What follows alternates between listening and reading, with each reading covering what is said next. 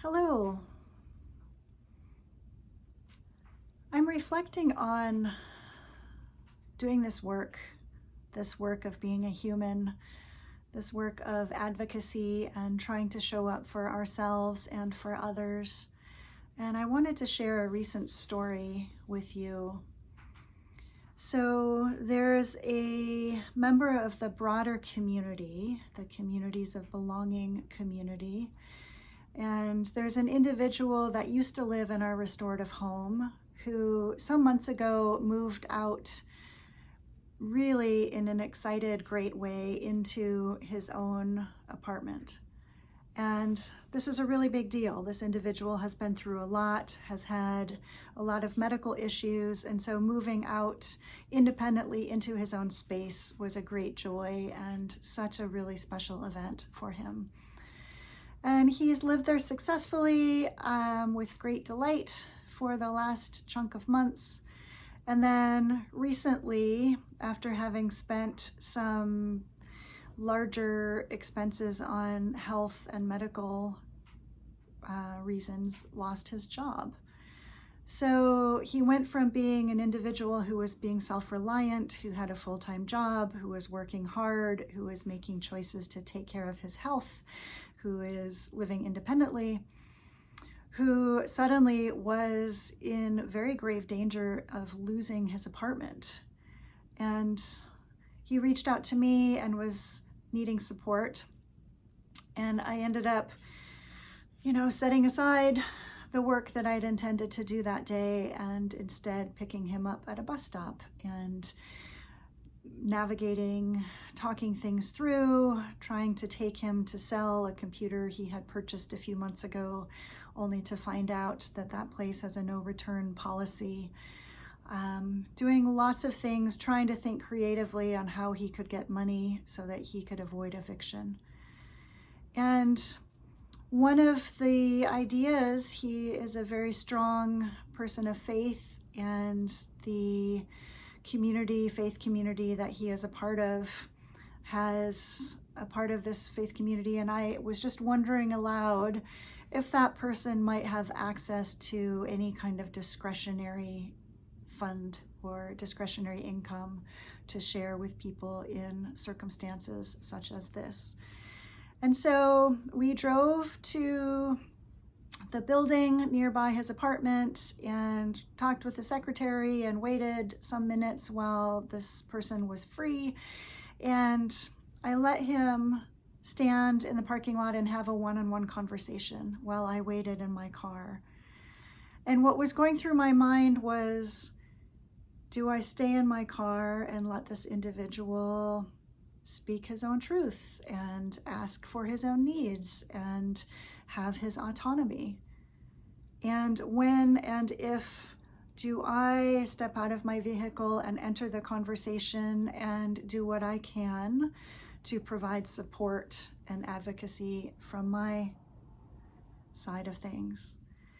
And after a few minutes, that's what I felt like I wanted to do. So I got out of my car and walked over and stood there and was then part of this three-way conversation.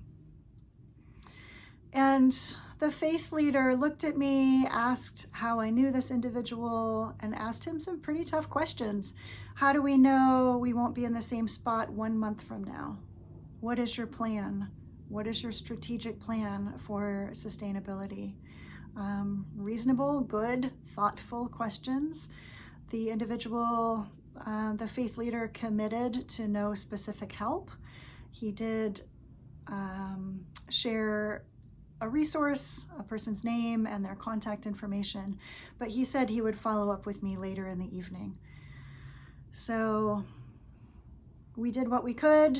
I helped our community member pay a partial rent and went to the bank while he put cash in so that that check wouldn't bounce. I made sure he had food. I made sure that he was safe, and then I drove back home. About 9 o'clock, I got a phone call from this faith leader saying that he had gone and paid the balance of the past due rent. And what he said to me gave me pause. He said, yes, I have some discretionary funding, And from my challenge, he shared, there are so many people needing help. And his challenge was to have discernment on how and when to share the limited resources that he had.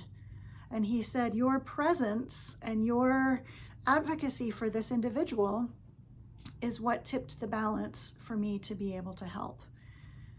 And I'm grateful. I share that story not as an applause to me who did nothing, but it was a reminder that sometimes our presence and our standing with our hand on someone's back saying, yes, I know this person, yes, I can vouch for this person, is the most important thing. And sometimes the most important thing is to stay in the car and let someone speak for themselves and to ask for help only when it's requested. And so there's a delicate balance between how do we really empower people to solve their own issues and have their own skin in the game and not just unduly rescue them. And when does our presence and our advocacy the thing that's really called for? And it's not always one way and it's not always the other way. And I don't always choose right. And I get heat and friction from people often who think I've stepped in too much and other people who tell me I have not stepped in enough. And so I share that to hopefully generate some empathy for the people around you that you know are working hard in service industries, in nonprofit aspects. I know most all of us have limited resources financially, with time, with capacity, all of the ways. But my plea for you would be really to show up with the people around you, especially those on the margins. Use your advocacy when you have that still small voice. Use your privilege for good and check in with us. Let us know how it's going for you. Thank you.